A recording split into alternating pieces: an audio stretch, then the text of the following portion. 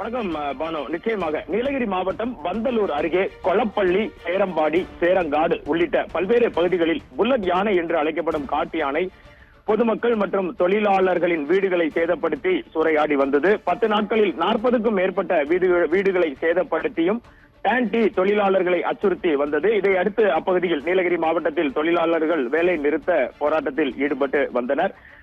இதன் காரணமாக வனத்துறை சார்பில் அந்த புல்லட் யானைக்கு மயக்க ஊசி செலுத்தப்பட்டு அந்த யானை வனத்துறையின் கட்டுப்பாட்டில் கொண்டு வரப்பட்டது. பின்னர் வனத்துறை வாகனத்தில் புல்லட் யானை ஏற்றப்பட்டு நேற்று நள்ளிரவு, இன்று அதிகாலை என்று கூட கூறலாம், திருநெல்வேலி மாவட்டத்தில் உள்ள மேற்கு தொடர்ச்சி மலைப்பகுதியான அடர்ந்த வனப்பகுதியான கோதையாறு வனப்பகுதியில் கொண்டு விடப்பட்டுள்ளதாக தற்போது தகவல்கள் வெளியாகி உள்ளது. பானு, ஊட்டி பகுதியில் சேட்டை செய்து கொண்டிருந்த புல்லட் யானை இரவோடு இரவாக திருநெல்வேலி மாவட்டம் களக்காடு முண்டந்துறை மேற்கு தொடர்ச்சி மலைப்பகுதியில் உள்ள அகத்தியர் வனப்பகுதியில் கொண்டு வந்து தற்போது விடப்பட்டுள்ளது. அதனுடைய விஷுவல்களை நாம் பார்த்து வருகிறோம்.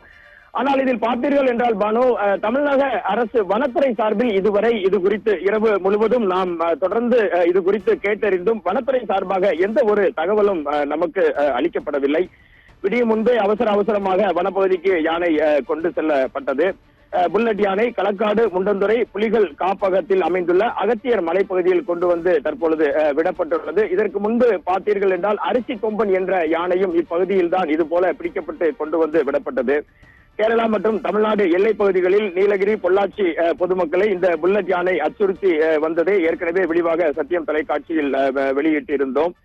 இதனை அடுத்து கோதையாறு வனப்பகுதியில் இரவில் கொண்டு வந்து இந்த யானையை வனத்துறை சார்பில் கொண்டு வந்து விட்டுள்ளனர். களக்காடு முண்டந்துறை புலிகள் காப்பகத்தின் துணை இயக்குனர் இளையராஜா மற்றும் களக்காடு வனக்கோட்டத்தின் இயக்குநர்களின் நேரடி பார்வையில் பாதுகாப்புடன் யானையை கோதையாறு வனப்பகுதிக்கு கொண்டு சென்றனர். ஆனால் அப்பகுதியில் வசிக்கும் பொதுமக்கள், கோதையாறு வனப்பகுதி என்பது நாம் ஏற்கனவே பலமுறை செய்திகளில் குறிப்பிட்டது போல மாஞ்சோலை தேயிலை தோட்ட தொழிலாளர்கள் பகுதிக்கு அருகாமையில் அமைந்துள்ளது.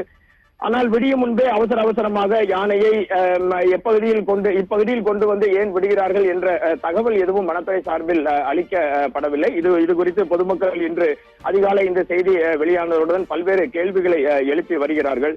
எது எப்படி இருந்தாலும் நீலகிரி பகுதியில் பொதுமக்களை அச்சுறுத்தி வந்த யானை பிடிக்கப்பட்டதும் அது திருநெல்வேலி மாவட்டத்தில் அடர்ந்த வனப்பகுதியில் கொண்டு வந்து விடப்பட்டதும் இன்று காலை மிகப்பெரிய பரபரப்பினை திருநெல்வேலி மாவட்டம் முழுவதும் ஏற்படுத்தி இருக்கிறது. பானு, இது தொடர்பாக வனத்துறையின் சார்பில் தொடர்ந்து தகவல்களை திரட்ட முயன்று கொண்டிருக்கிறோம். இதுவே இப்பகுதியில் இன்று காலையில் நேற்று இரவில் இருந்து இருக்கக்கூடிய கள நிலவரம். பானு.